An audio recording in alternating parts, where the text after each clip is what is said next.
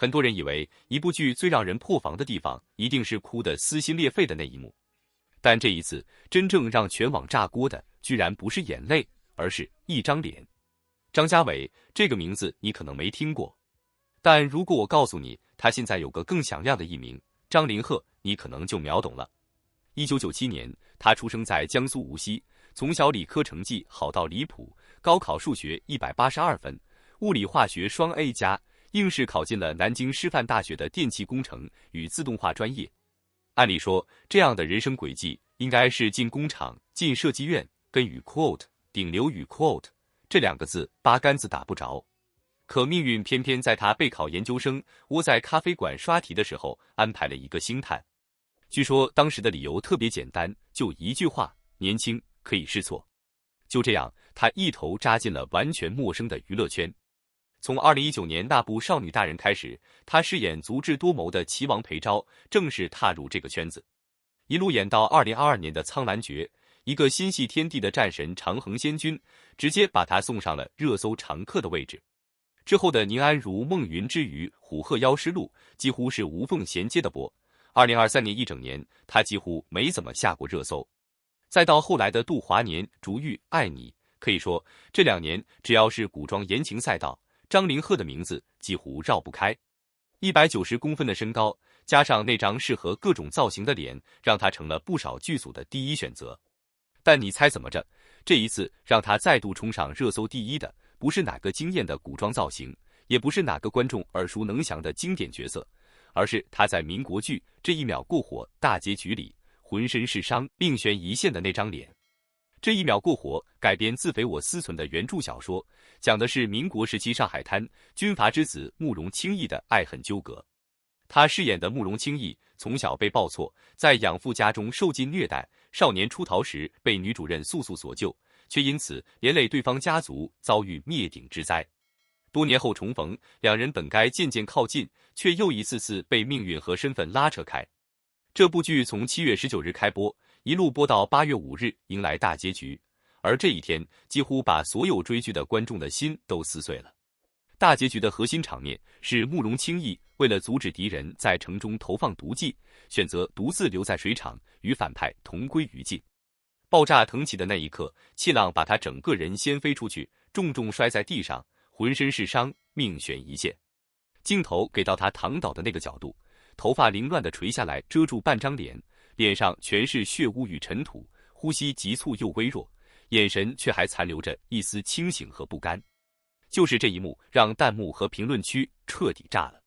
因为那个垂头的角度，那缕散落的发丝，那张略显凌乱却依旧棱角分明的脸，居然让无数观众瞬间出戏，异口同声地喊出了同一个名字李敏镐。一边是撕心裂肺的生死戏份，一边是网友们疯狂截图做对比与 quote， 这个角度是不是特别像李敏镐与 quote 的话题瞬间刷屏。有人说自己明明看的眼眶都红了，结果下一秒突然愣住，心疼还没来得及涌上来，就先被这张脸晃了神。也有人说这才是真正的意外之美，不是精心摆拍的写真，而是一场生死攸关的重场戏里毫无准备的流露出来的高级感才最有说服力。当然，评论区也不是一边倒的夸赞。有观众觉得，这种时候大家应该专注在剧情本身，而不是忙着纠结演员的脸长得像谁，这多少有点跑题。但也有更多人反驳说，这恰恰证明了张凌赫的五官足够立体，足够经得起特写和狼狈状态的考验，才能在如此仓皇的镜头下，依然让人移不开视线。如果你也觉得这一幕的反差感确实拿捏到位，记得点个赞，让更多人看到这场与 quote 边哭边心动与 quote 的名场面。而这场大结局远远不止一张脸这么简单。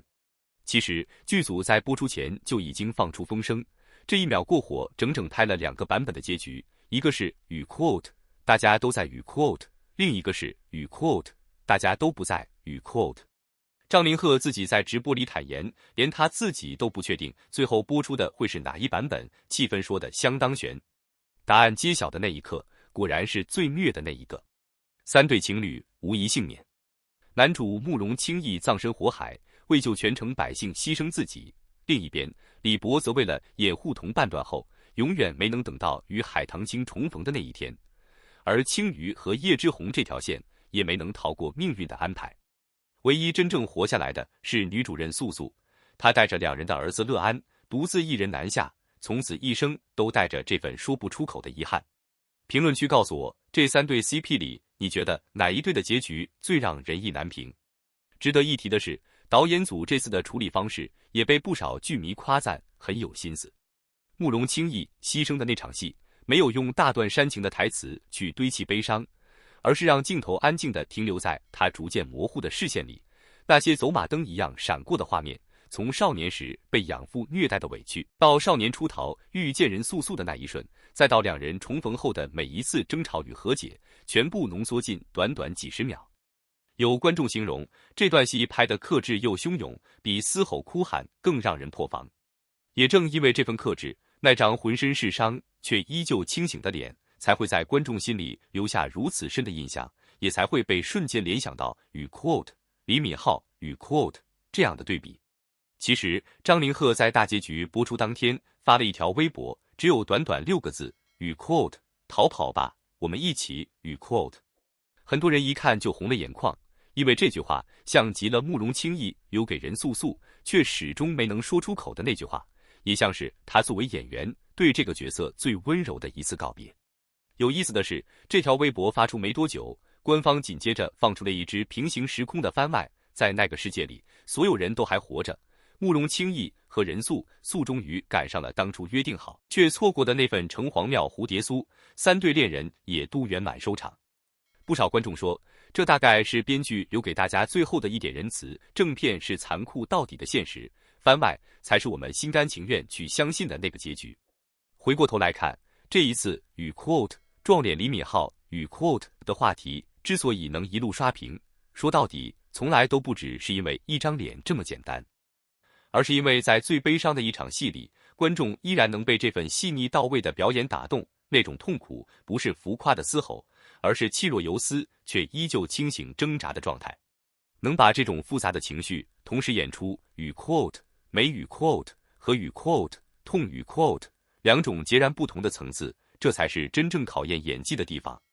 从一个理工科出身，高考数学接近满分的电气工程男生，到如今稳稳站在古装剧顶流位置的男演员，张凌赫这一路走得并不算轻松。从籍籍无名到被星探发掘，从小配角熬到男1号，每一次角色他几乎都在用细节说话。